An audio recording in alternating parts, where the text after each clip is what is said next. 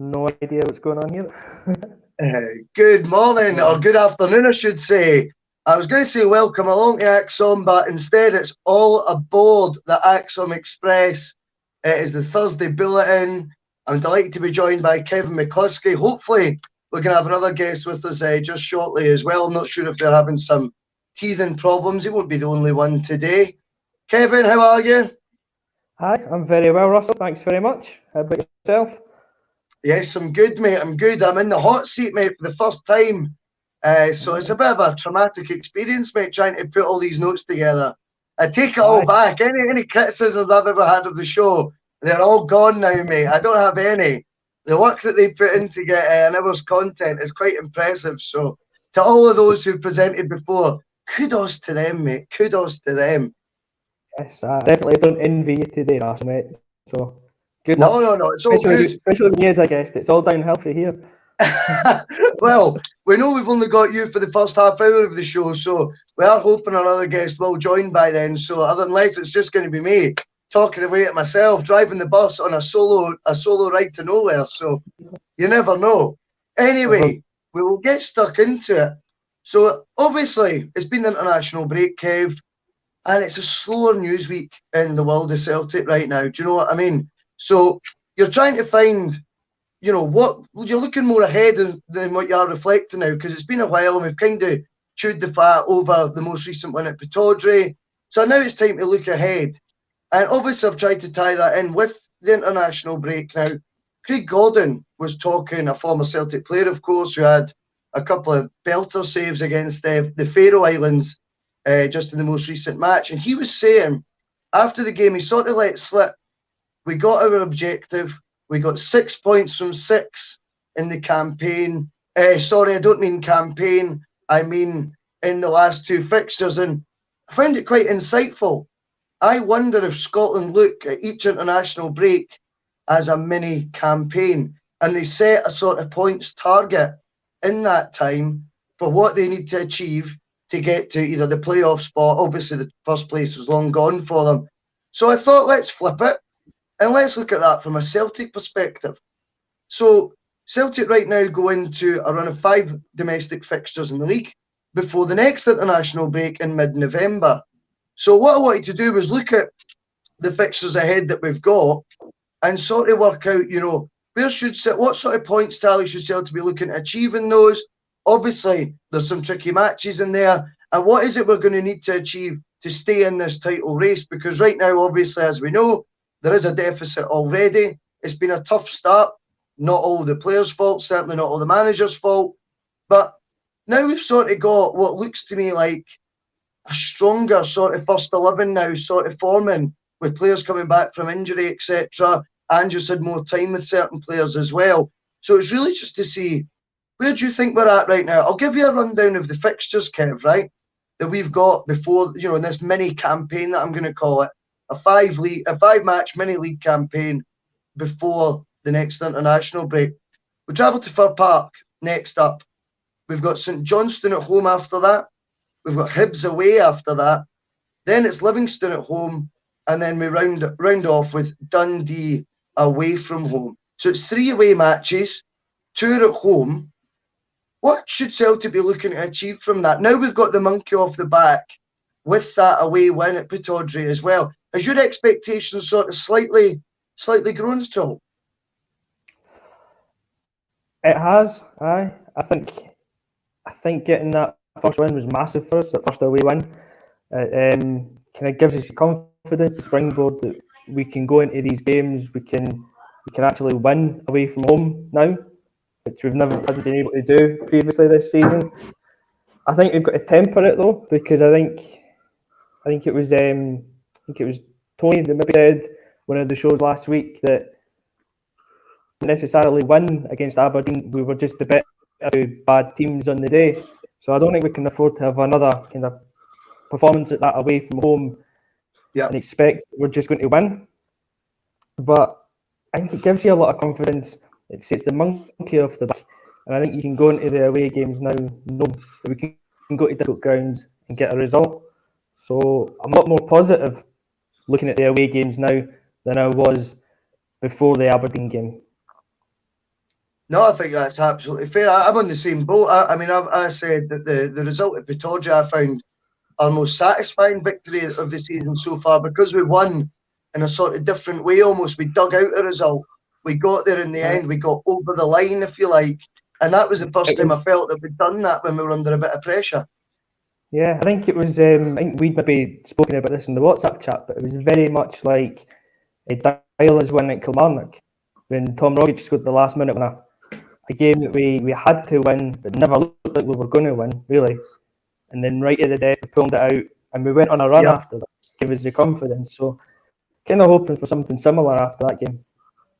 No, I agree with you. I think it can be a springboard. Obviously, you'll have seen on the bottom screen, he has appeared better late than never. It's the main man himself, Regan Stevenson. As your podcast is called, Regan, you're only as good as your last podcast. So, how are you, mate? You all right? That's what I'm doing well. Thank you for having me on.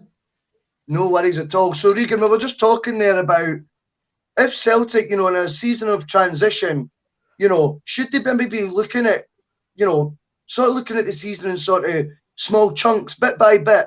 So we've got a five fixture run right now until the next international break.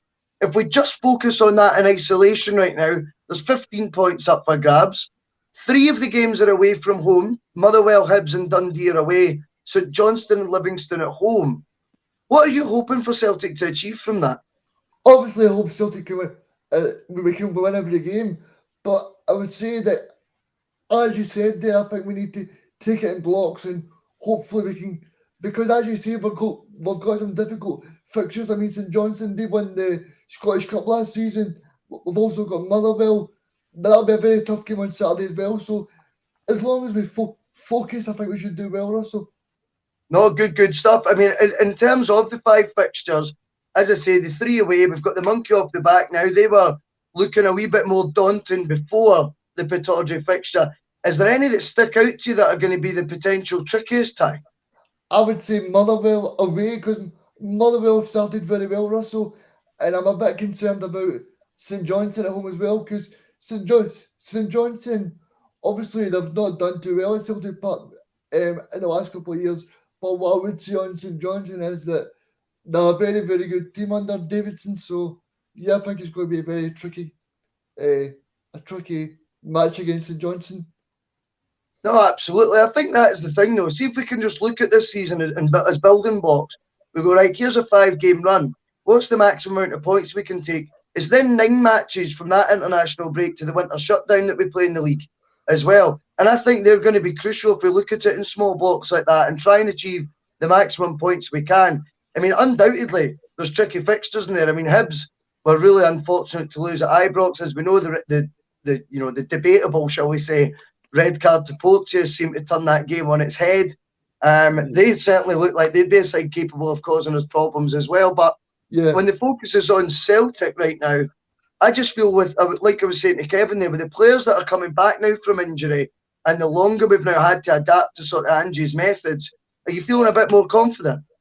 I would say I'm definitely Russell, because I think Ange took a bit of time to settle. But I would say in the next couple of fixtures, I think we'll be able to see Ange's style and his philosophy really take shape now. Mm-hmm. But in terms of the squad, I said this to you earlier, I think the squad is the biggest problem for me, Russell, because if someone like Kyogo or McGregor drops out, I don't see who fits in it and is able to do the same type of job. No, I totally understand where you're coming from there as well. I mean, it's one of those things, squad depth. I mean, it's interesting, Kev, because squad depth, we talk about it all the time. Ange needs his men. But then we also spend a lot of podcasts talking about pathways for youth. And right now we've kind of, we've still brought in 12 players, but for the first time we've started European games with, Ralston, a Celtic youth player, and Montgomery at fullback as well, another youth product that normally we wouldn't see these guys. Stephen Welsh obviously sort of came in last season, but again has played plenty of games this season as well from the youth. If we were to just keep pinning our hopes on, bringing in players, beefing up the squad, would that be to the detriment of these youth players' sort of opportunities? I think it would be, without a doubt. We've seen that with previous managers. They've never really tried to integrate the young players.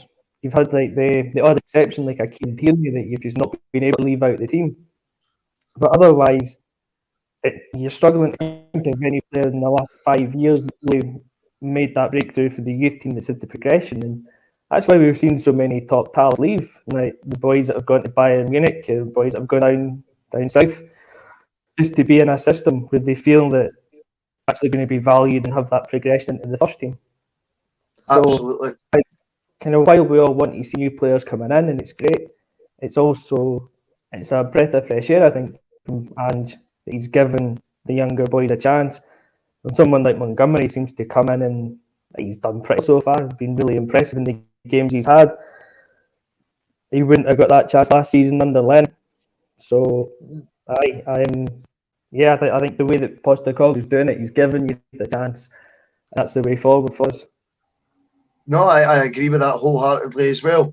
Obviously, during this wee mini campaign that I keep referring to, Kev, we've got 2 European matches as well now. Obviously, you're based out in Hungary. You know a thing or two about, is it Fradi they're affectionately known as? Is that right? Friday.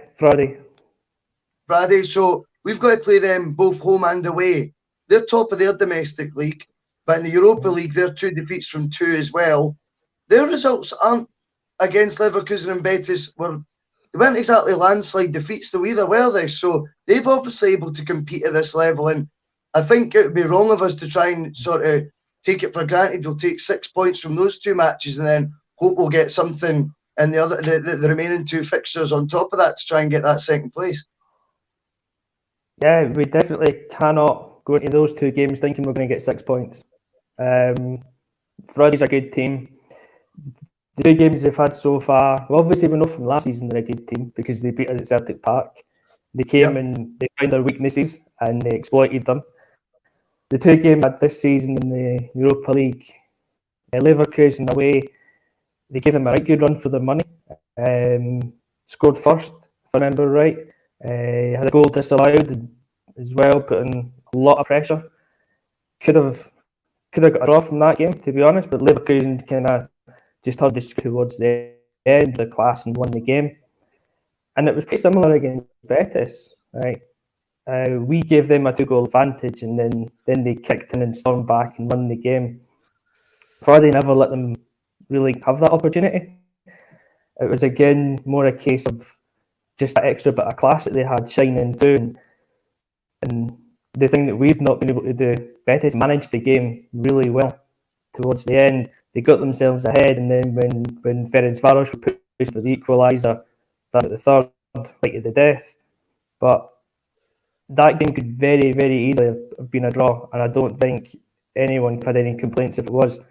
So that kills the measure that they've given both those sides games. Could easily have walked away with a point from both. But when you look at how we've done against them both, we were beaten deservedly so. So that's the warning. I think we're going to decide that we take a game against the side that is worthy of our respect and who can give us a proper match. No, I think that's fair. I mean, when you look at the results, obviously they're competing. I mean, I know there was good moments against both Leverkusen and Betis for Celtic as well, I felt. I mean, especially that opening 25 minutes over in Spain. I thought we were, well, in Seville, of course. I thought we were excellent. But it was one of those things that once Betis, I think, sussed us, they then took charge. And I actually felt the last sort of 20 minutes of that game, they took the foot off the gas a bit. Whereas what you're saying is when Ferencváros played Betis had to go right till the end to get that third goal that, yes, makes the scoreline look more flattering in their favour, but it could have been all so different. With regards to Celtic and Ferencváros, it doesn't strike me there's much between them. No, there's not. Kind of been thinking about this game quite a lot, and it's one that it could go anyway. Really, like there's, I think we're 2 very evenly matched teams, but the way that we play, if it all clicks, and we've done it domestically, we know that we can score goals. And if we get the first goal against Ferencváros on Tuesday, and we keep playing to our game, to our strengths, like we can score goals. We've got the players that can do it. if I was just, Ferencváros score first, and if they manage the game well, they've got boys up with a lot of pace, they've got good movement. The midfield is fairly well disciplined and organised, and you could see them being a side that can kind of pick us off in the break and have the ability to hit 3 against us.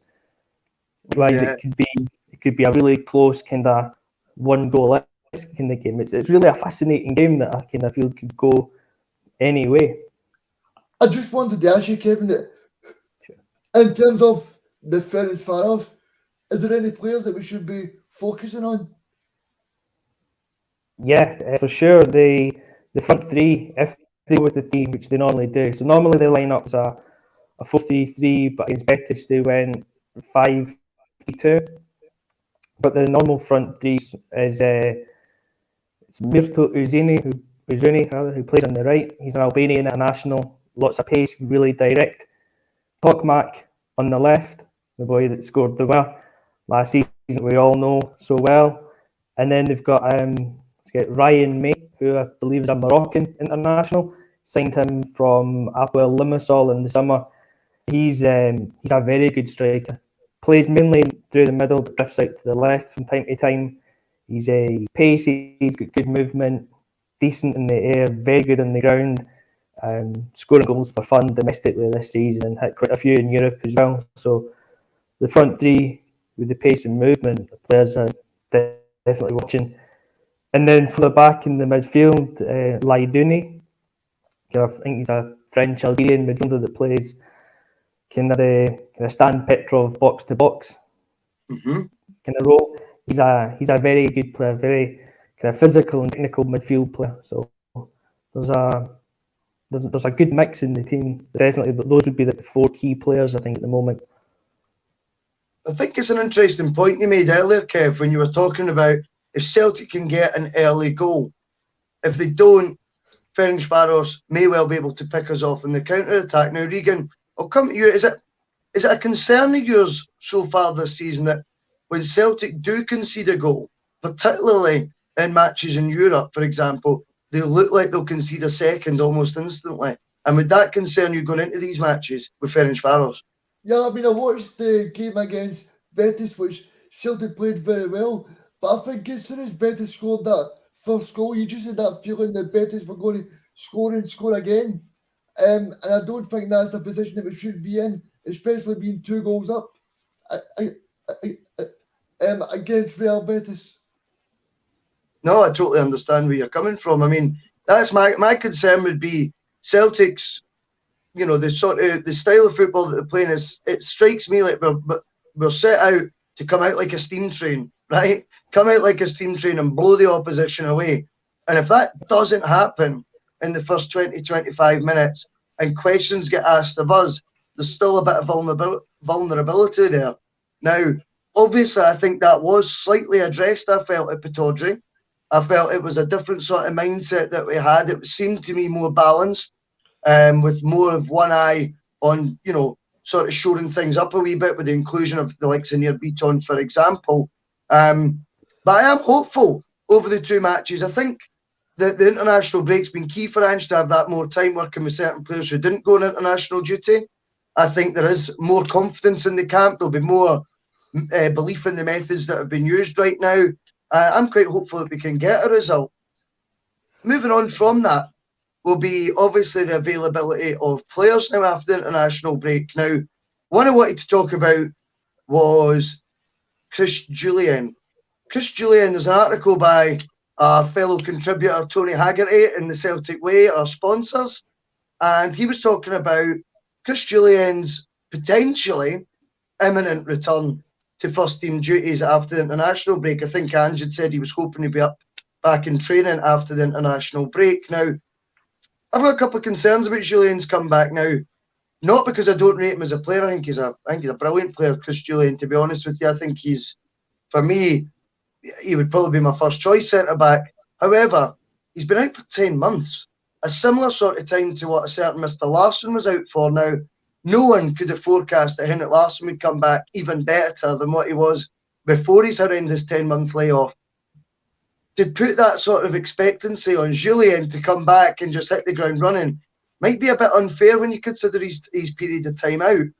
Also on top of that, he's got to now adapt to Ange's style and the style of play Celtic are going to be playing, which is completely different from last year. There can be no discussion on that one, really.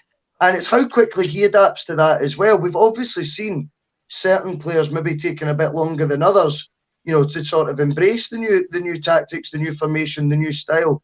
So what is your expectancy, Kev, on Chris Julian on his return? Have you got, big expectations of him coming in, partnering Cameron Carter-Vickers, or would it be another that you would expect Julian to come back in and partner? Or, such as the strength of competition we've now got, with 4 vying for 2 spots, does that sort of allow us to ease Julian in at a better rate than what potentially we were thinking we were going to before the signing of Cameron Carter-Vickers? Yeah, I think, and I hope it's more of the latter. Given the injury that he's had and the time he's been out, I don't think you can just bring him back, put him straight in the team and expect him to be performing at a top level straight away. He's going to need to be kind of brought back in kind of softly, give him minutes here and there, but I don't think we can expect him to come back in straight away and starter. Probably not until the new year. You give it a couple of months just to rebed himself into the team. Yeah. When he does come back in, I'd like to see him in with Carter-Vickers. I think he's proven himself in the few games so far to be the dominant centre half out of the ones that we've got. So I think Julia could be a decent partnership, but like I say, it's got to be softly, just introducing him 20 minutes at a time and building it up. No worries. No, that makes total sense, Kev. Again, I'll come to the comments here from Stevie Boy, who's watching on YouTube. Remember to hit subscribe. Stevie Boy saying, even with Cameron Carter-Vickers, Russell, I think the big man's my first name on the team sheet. Well, it's an interesting discussion point because Carter-Vickers, Regan, he started really well his Celtic career, hasn't he? He's been impressive. I've really enjoyed watching him. I think in terms of Julian, I would say it's a case of trying to build up his fitness, because from being out that long-term injury will definitely have an effect on him. In terms of Vickers, I think he's done really well, Russell. Yeah, I think Cameron Carter-Vickers, it's a fair argument that Stevie Boy makes.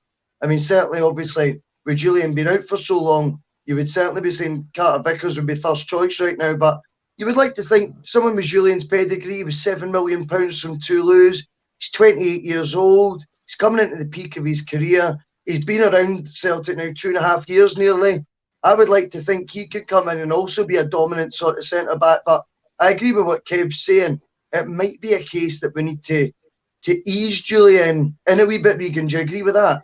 Yeah, and definitely, because he's been out for so long, it's a case of you don't want to bring him back too early. Russell, I'm just glad that Neil Beaton won't be playing the centre back anymore, because I think we've had too many times where Neil Beaton's been thrown in to play against Rangers or against Midtjylland or against someone in the Champions League, and you're like, oh no, here we go. No, I get what you're saying. I think that's what we're kind of highlighting, though. If you look at when Julian comes back, if we've got 4 centre-backs going for 2 places, one of them's a youth product, and the other 3 have came in, one 7 million, one was 4 million, a Swedish international as well, to add to that. And then you've got Cameron Carter-Vickers, a USA international coming from the English Premier League. You're looking at that, you're going, that's a nice balance to have, on paper anyway. You would think, I would have said anyway, if that was our options, if you'd said to me in the summer, that'll be our options next season, will be a Swedish international, Stephen Welsh will be more established by now, you'll have a boy from Spurs on loan who's got 8 caps for the USA, and you'll have Chris Julian back to fitness. I would say that would be a healthy raft of competition for the 2 spots. Do you see the sort of a wee bit of optimism in the defensive positions now, Kev? Because obviously it's been highlighted that there has been frailties in, earlier on in the season. Yeah, I think when you put it like that, the quality that's there, it's definitely it's a lot more pleasing than we had at the start of the season. Still get doubts over Starfelt though. If he's the player that we thought he was going to be. But like Reagan saying, we're not in a position anymore where Near Beaton's going to be anywhere near the centre back positions. So that can only be a plus point. No, I think that's fair. And Mr. Whip comes in also watching on YouTube. He's saying until we get a settled central defence, we are there for the taking. Now, I think we're coming close to having a settled central defence, and this is why the Julien puzzle becomes all the more intriguing as he nears full fitness, because if you had a straight choice, I think most people would choose Julien before Starfelt. But to go back to the comment just posted there, if Starfelt and Cameron Carter-Vickers are settled, would you really want to disrupt that? And maybe that does, if they are going to be a settled partnership, allow us to ease in Julien maybe with cameo appearances if we're in a dominant position in domestic games, and sort of ease him into fitness. And then, as you say, come the new year, the gloves are off and it's a straight, fight for a slot beside Cameron Carter-Vickers, But anyway, healthy competition in the starting spots. And obviously competition is going to be key this year. Now, going to turn my focus on to striking positions. Now, Kyogo, interesting story came out yesterday. He's going to miss 2 games after the winter break. Now, that is because he's got crucial World Cup qualifiers against, I've written this down because I knew I'd forget, against China and Saudi Arabia with Japan. So it's likely he's going to miss a couple of games for us after the winter break. So once Scottish football resumes, Kyogo might actually be missing the first couple of games. Now, I highlighted a couple of things to me because on yesterday's ACSOM, there was a fair case made by both Paul and Brian to potentially rest Kyogo at Fir Park this Sunday, such as the amount of mileage he'll have travelled away on international duty.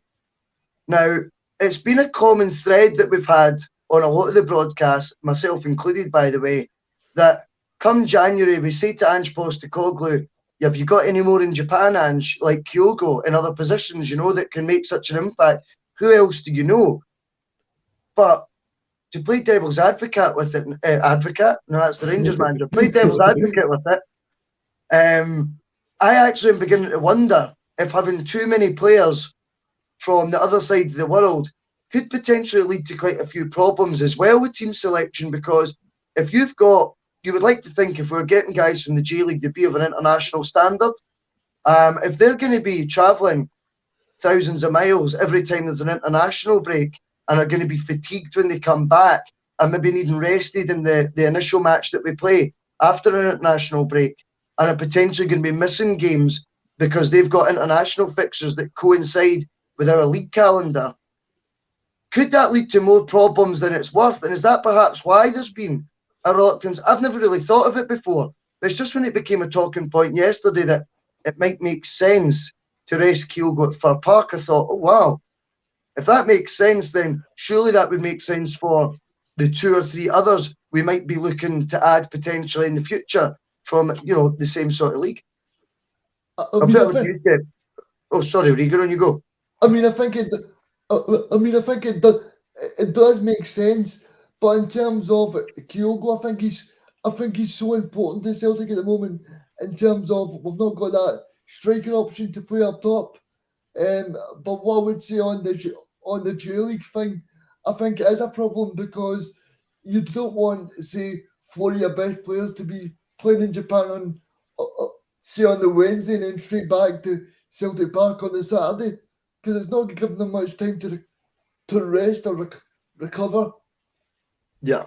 I don't know how far you've all travelled. I went to Vegas once and the jet lag killed me for like 4 days. I was probably out a lot later at night, so during that time than what Kyogo would have been on international duty.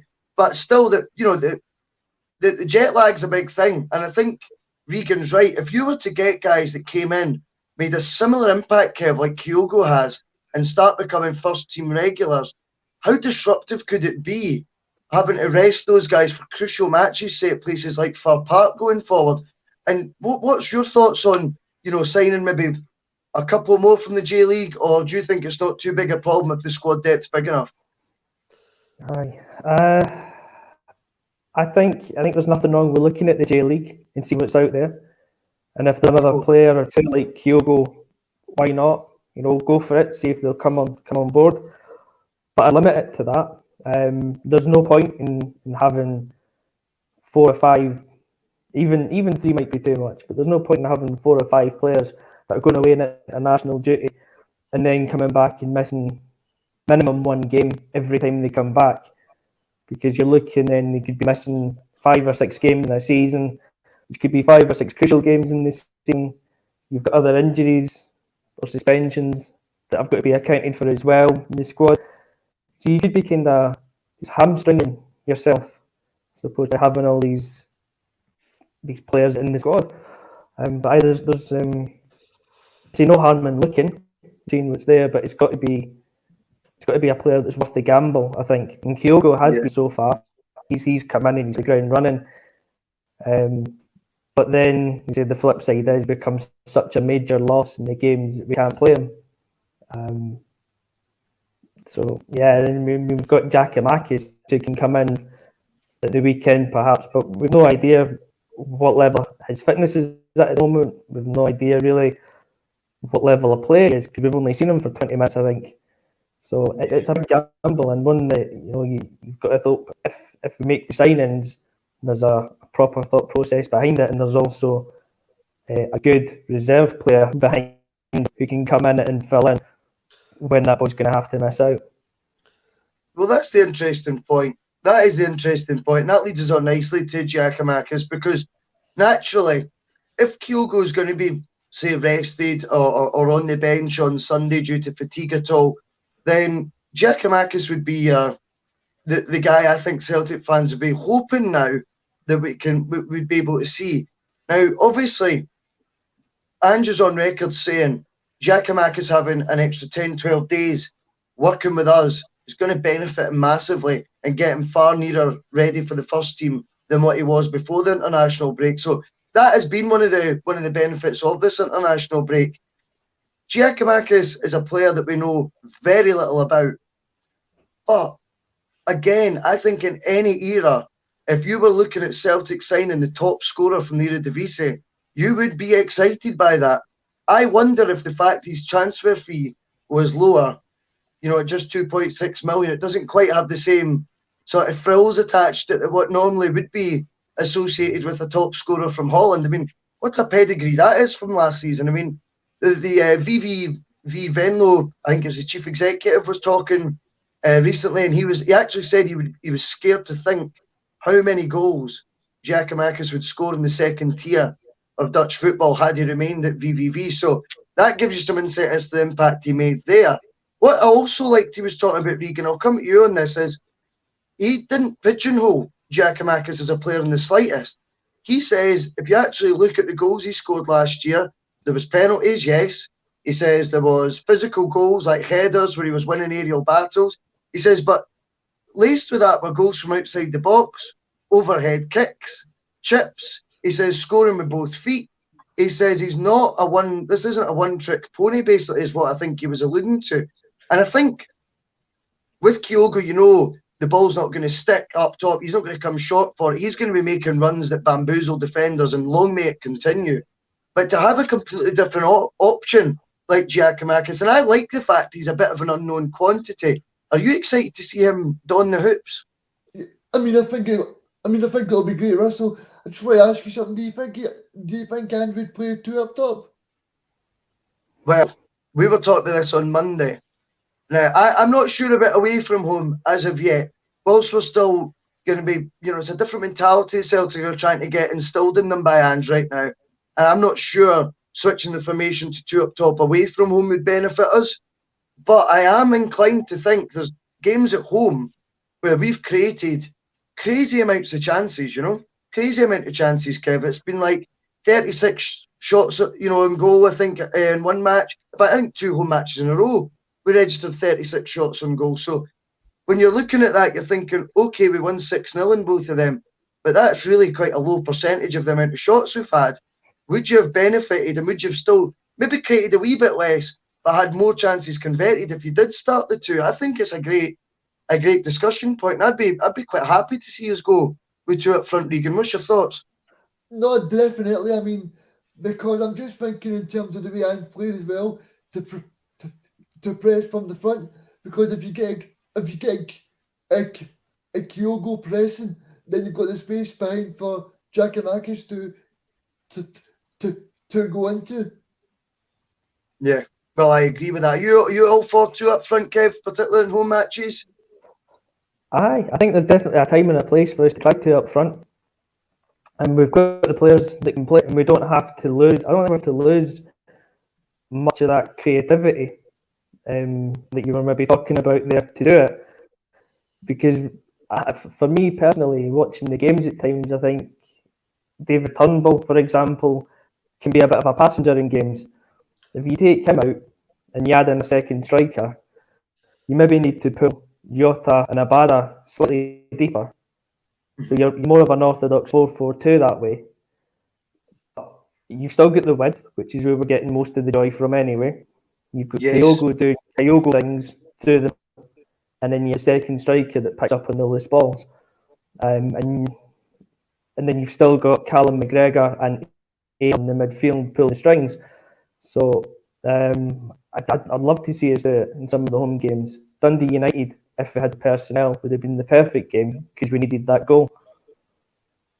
No, I think that's a great point. I mean, I think Kyogo causes defences an absolute nightmare as it is. Imagine having another problem with alongside him, at Celtic Park. It's a fascinating thought. I definitely think we could capitalise on that. Michael's watching on YouTube as well, and thanks to all who are watching on all the various platforms on ACSOM. I've got them written down because I knew I'd forget some of them. But we are live right now on YouTube, Facebook, Twitter, Twitch, LinkedIn. There'll be the broadcast will then go out later, usually around 6-7 p.m. That'll be on all your usual favourite podcast platforms as well. Spotify is the one I use. That's why I got into ACSOM. We'll talk about that later. Michael's coming in saying he would start Giakoumakis. He's an unknown quantity to Motherwell. He's had another week's training. Surely he's ready to go and make an impact. I think we all echo that, Michael. I think you're absolutely right. In terms of the intrigue around him now, he's got the record in Holland with the 26 goals. I believe the next top scorer got 19 at PSV, and he got a move to Dortmund. So, he was 7 clear. I can't remember the player's name, but he was 7 clear of him. So that tells you, he's coming in the back of a high. And you'd like to think the sooner we get him in the team, the more of that confidence that he takes from last season will still be with him. Do you know what I mean? So, no, I totally agree with you, Michael. If it does come to the crunch and, wee Kyogo's maybe suffering a wee bit from fatigue, jet lag, call it what you will, then you'd like to think Giakoumakis, with that extra week or so at Lennoxtown, I'd be quite keen for him to come on. JJ's watching on YouTube as well. He says play 2 up front. I think that, again, is what we're all saying. I think there'll be times and places for it. I'm not quite sure if I would give Giakoumakis his first start as a pair at Fir Park. I'm not entirely sure about that. But I certainly think going forward, there's a lot to be excited about with the thought of having 2 up front for Celtic, and hopefully that can lead to us getting that, the holy grail of 10 goals at home in one home game that I have ridiculously called as being a potential outcome this season. Kevin, I don't know how much longer you've got with us, buddy. You said it was half an hour, so just make... Yeah, I'll need to shoot off pretty soon, unfortunately. Work calls. No worries at all.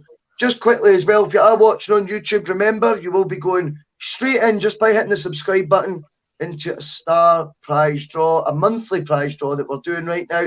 This month it's a framed, signed Bobby Lennox print, which will get posted to you completely free of charge. Obviously, Paul John Dykes picks up the postage bills, and he is willing to send whatever corner of the world it is, rather begrudgingly sometimes, I'm sure, but that's just the name of the game.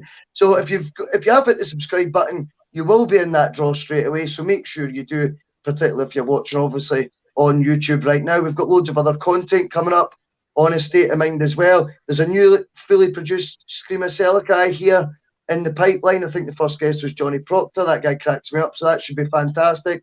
We've got the retrospective that Paul's been doing.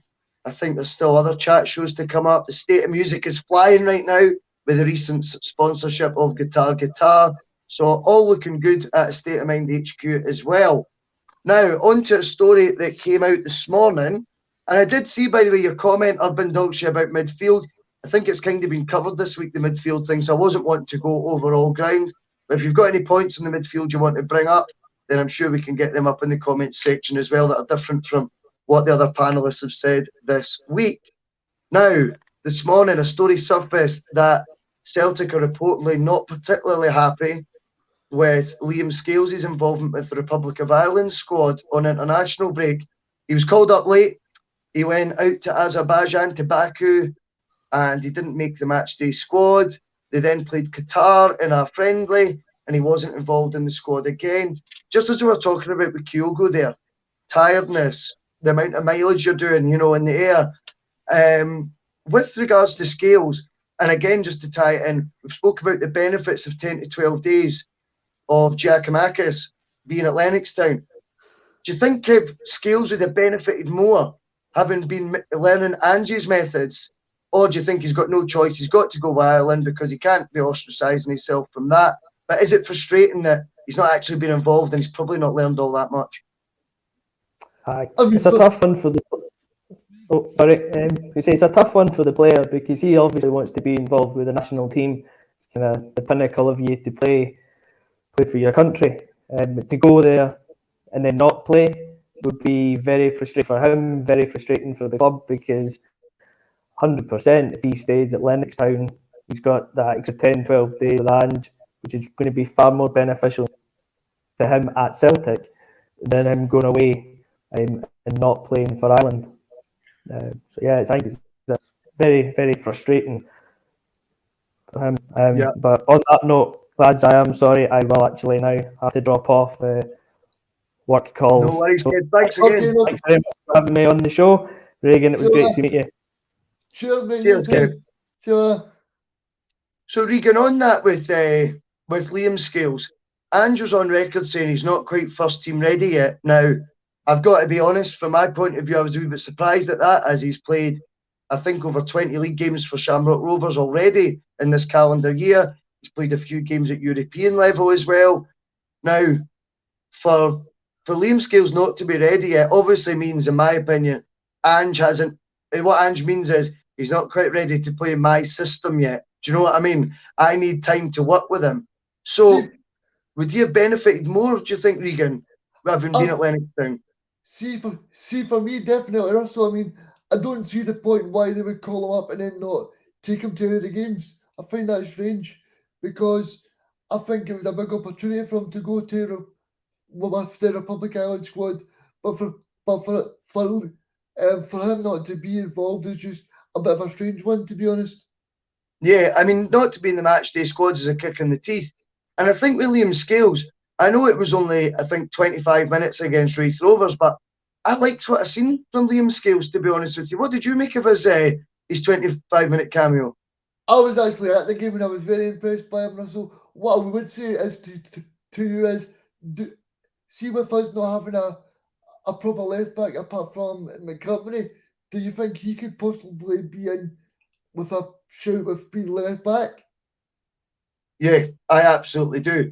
And Alfred's coming in saying when your country calls, you have to answer it. And totally agree with that, Alfred. I think what we're trying to do is look at it from a selfish point of view, from a Celtic perspective, and think, has that hampered that call-up Liam Scales, potential to get into the first team at an earlier date? Or has that maybe pushed back the sort of, the chances of him getting in the first team now because Ange hasn't had those magical sort of 8 to 10 to 12 days, whatever it's been, to work with him the same way he has a Giacomakis, for example? Well, I would say that as people that you speak to often say it takes a while to get involved with the way that Ange plays. I think he would have benefited being training more with Ange's style of play at Celtic Park rather than being with Republic Island. Yeah, Stevie Boy's coming in again on YouTube saying Scales may be the balance that we need. I mean, I liked what I've seen of him so far. I'm chuffed that he got his call up. I mean, what a moment that is for him and his family. I mean, he's only been in the door at Celtic 2 minutes, and then you're already seeing maybe the the sort of benefit of that status by getting a call up to the Ireland squad. But yeah, obviously we've got to caveat it with we see everything from a Celtic prism, and when you don't see Liam Scales playing, you will think, what if he'd had that extra time with Ange? Could he be looking at potentially being in the starting 11 at Fir Park or on the bench in contention and competing more? Because I think what we can safely say now is I cannot see a way of Liam Scales starting now on Sunday, unless he throws in a volleyball and golly. No, I don't think he'll throw in ball and goal either, especially when he threw him in at Tony McInerney when Celtic got beat Russell. So I don't think he'll throw ball and goalie. I think he'll go with the same. I think he'll go with the same squad that he played against Aberdeen. So I've just been told I've missed a pun, which disappoints me because usually I'm quite sharp with those. But as you can imagine, the stress levels when you're hosting slightly different. So apologies up in Kilship. My pattern's not quite been on point and I've missed out on a pun. That disappoints me as well, to be perfectly honest to you. He's saying this show is brilliant though. Thank you, mate. Thank you. We try our best. So yeah, I mean, I think that covers it, William Scales. But yeah, and Alfred again comes in saying international breaks are killing any consistency. Now, with regards to that, obviously there was comments made, Regan. I'm interested to get your take on this as well. I know Paul kind of covered it yesterday with Brian, but you're a different point of view on this. Obviously, Thibaut Courtois was talking about, that they're not robots players, and if they were actually looking to do an international tournament, once, the World Cup once every 2 years, European Championship once every 2 years, would there still be a Nations League and, European and World Cup qualifiers through the season as well? I mean, when are footballers going to get a break? Yeah, and are they killing the consistency, like Alfred's alluding to there, of the league campaign? Definitely are, because I think the product will go down as well, Russell, because obviously the players get tired as well. And I think also you see the plans from Wenger saying he wants a World Cup to be every summer. I don't get it at all. I think we need to be in, speak to the players and see what they feel, because they're the ones that are doing it. Yeah. Well, less is more as well sometimes. I mean, these tournaments lose their prestige a wee bit as well. And I think from the players' point of view, we obviously have our go-to example, and he's not even been at many World Cups or he's never been at a World Cup. But Callum McGregor has been playing for the last 4 years, 60 plus games. And all we've seen is that have, particularly last season, a negative impact on his influence and his performances. So I don't see any benefit to that. I thought Courtois was right. I've seen Simon Jordan had tweeted something along the lines of, "Oh yeah, we feel really sorry for you when you collect your £10 million paycheck," or whatever it was he said. And I thought, you're missing the point here though. The reason footballers are paid so well is because of the product on show being a quality one. You're going to dilute that by making them play too many games because they're going to get tired. The quality on show is going to, it's going to get worse. It's going to decrease in quality. And I think as well, the tournaments, you're going to lose interest when they're just happening all the time. So I found that quite interesting. Yeah, I mean, because people look forward to it being every 4 years and go, "Oh, I'm looking forward to the World Cup." If it becomes every summer, people are not like tune into it as much. No, I agree with you. I think you're absolutely spot on. One thing that's not been diluted in quality, despite its regularity, has been the ACSOM pod. Now, today is a big day for the Celtic State of Mind. We have got a few representatives, the boss man himself, Paul John Dykes. He is going to see Jason Donovan tonight with his good lady. Oh no, wait, that was the wrong tickets. Lindsay thought she had the train tickets on her, but actually had brought her Jason Donovan tickets. So the world now knows that Lindsay Dykes is a Jason Donovan fan, which made me laugh quite a lot. But I believe Paul, Lindsay, Tony Haggerty and Lawrence Connolly will be on a train right now, probably sipping a red wine if you're Lawrence. And they are going down to London for the FCAs, which is it's an amazing achievement to be involved and to be nominated. We're the only football podcast to be to be nominated for 3 different categories at the FCAs. Now, I don't want to put too much pressure on it and say, they've got to win one or anything like that. I think, getting nominated and having a table down there shows the strides and the steps that ACSOM has made, and kudos to Paul and everyone in the team, because it really has been a team effort. I think, everyone who's contributed their own time to trying to help ACSOM get to where it wants to go deserves a pat on the back for the three award nominations. The awards are incidentally Best Club Content, Best Charitable Event, and Best International Podcast. Now, it's easier for me to talk about this perhaps than it is Paul, because Paul knows it's obviously it's his baby, this, and he probably doesn't want to look self-indulgent. But for me, I am nearly a year to the day since I made my ACSOM debut, believe it or not, Regan. And now today you're making yours, which is fantastic. I know. It just goes to show you. But obviously, you're aware of ACSOM, right? You've been aware of A Celtic State of Mind for a while. What got you into A Celtic State of Mind, and why did you start watching it? I just came across it on social media. Obviously, I follow Paul and I follow the guys on Twitter, but no, I just enjoyed it because it was a different point of view. And obviously, sometimes in the mainstream media, they don't talk about the actual problems at Celtic as well. And I quite enjoy that, because I think some of the time they talk about the stuff that people already know.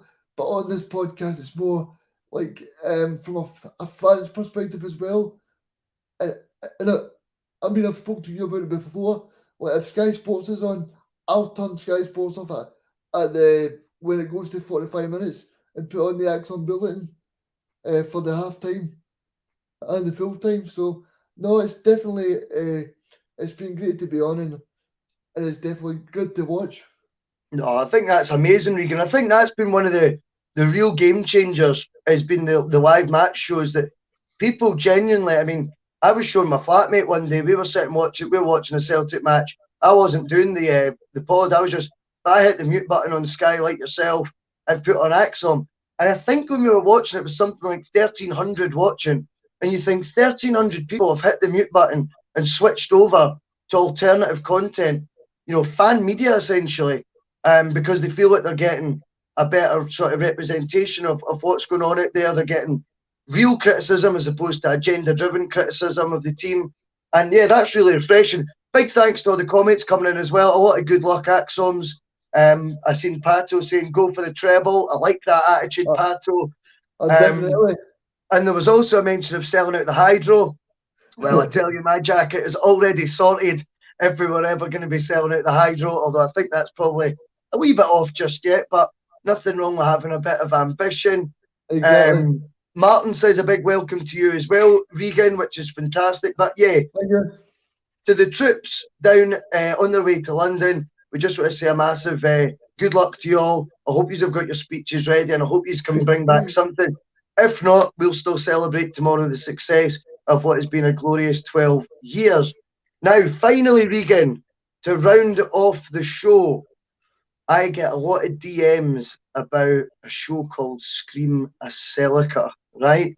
So Scream a Celica was a show that me and Kev used to do in this sort of format, and we'd pick a date, we'd go back in time. We tend to, whilst we focused on a match, we would also focus maybe on a gem of a Celtic player in that time. Now, I have to credit a Twitter page, Lil Z, who at midnight, on time, every time, posts all these amazing links of Celtic games that were on this day, if you like, from yesteryear.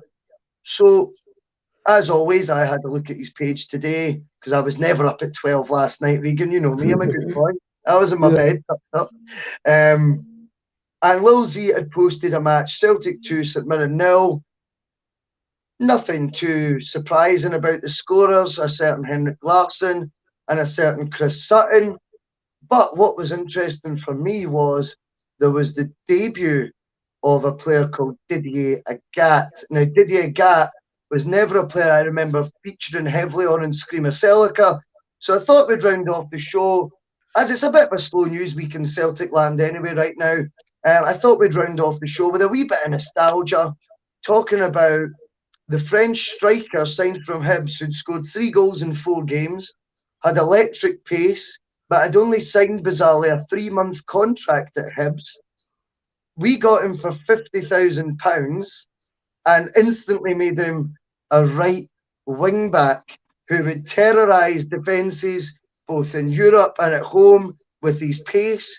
Not necessarily a lot of skill, but he was just one of those players who would go, I'm going to knock the ball 20 yards by you, catch me if you can.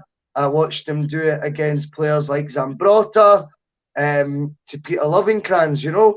He was a joy to watch. And whilst his crossing got a lot of criticism, Didier Gat, I would love to know what his assist stats were over the sort of years that he played for Celtic. It wasn't a bad career he had as well during his sort of successful 5 years. 3 league titles, 3 Scottish Cups, 1 League Cup, and of course he was a mainstay of that run to Seville in the season we didn't win a trophy. What are your memories of Didier Agat, Regan? I've not got a vivid memory of Didier Agat, but just from watching... Is that you rubbing in your age again? Is Yeah. that you reminding us all how young you are? So just from watching videos, maybe the Juventus game, the 4-3 game, when Chris Sutton scored that goal, maybe just games like that, Russell. I remember one where he put a great ball in for Henry Larsson in Europe as well. Yeah. So yeah, no, it's just memories of Champions League football and European football for me. Yeah, I remember Chris Sutton's done an interview recently with the lads at Open Goal, and it was quite insightful. He was talking about Martin O'Neill's ability to convert people's positions. He says, you know, he had me playing, Chris Sutton was playing behind Larsson and Hartson at Ewood Park, you know, in almost like a number 10 role. Sutton was obviously also used in the Scottish Cup final at centre-back. Didier Agat was signed as a striker, converted to right wing-back. He moved Stilian Petrov from right-back to centre midfield. As we all know and love him as that box-to-box midfielder, but he was actually signed, as you know, by John Barnes. He was a right-back, a slightly overweight right-back, even Petrov would admit himself. Red Scotland comes in and says Agat could give a player a 20-yard head start and destroy him for speed. What an invaluable asset he was to have in the side. I mean, I totally agree with that. Now, you look at the modern game. Now, you see a lot of players, Regan, right now, that I don't think have all the technical attributes of, say, a Matt Le Tissier, right? Matt Le Tissier wouldn't last in the modern game now because he can't run. Yeah. Whereas a lot of players right now that don't have those technical attributes are signed for their power, their pace, their ability to get back, you know, get up and down the line. You look at a fullback now, and just the kind of play as wing backs, I think Didier Agat, with the sort of technical training that goes on now to develop and hone your skills like crossing and things like that, I think Didier Agat has been tailor-made for the modern era. I mean, you look at someone like Walker at Man City. He plays more like a right winger than a right back. Exactly, and he was originally a defender. Anyway, we've nearly hit an hour. I think that'll do us for today. It's been my first effort presenting, and it's been a joy. Obviously, you get all your notes and you try and time it for bang on 60 minutes. It looks like, well, I think everyone's worry would have been I'd have ran over by about half an hour. So we're nearly just under an hour. Regan, it's been an absolute joy having your company today. Just want to quickly tell everyone about your podcast as well, because I know you were editing it last night, the most recent one. So my podcast is You're Only As Good as Your Last Game. You can get that on Spotify, Apple Podcasts, and Google Podcasts as well. We interview some people in Scottish football. We've interviewed Hugh Keevins. We've got Chris Burke, Craig Brown. We've got Tony Haggerty. We've got Russell Boyd. We've got so many. But no, tune in, and thank you for having me on, Russell. No, you're very welcome, mate. That was some company for my name to be mentioned in there, especially Tony Haggerty's. Anyway, all it's left for me to say is thank you for watching A Celtic State of Mind. You have been on the Boise bus for the last hour. Best of luck to the troops in London. Go and get an award, lads. Go on, go on and get the treble, guys. Get the treble. And we'll see you all tomorrow at 12:30. See you later, guys.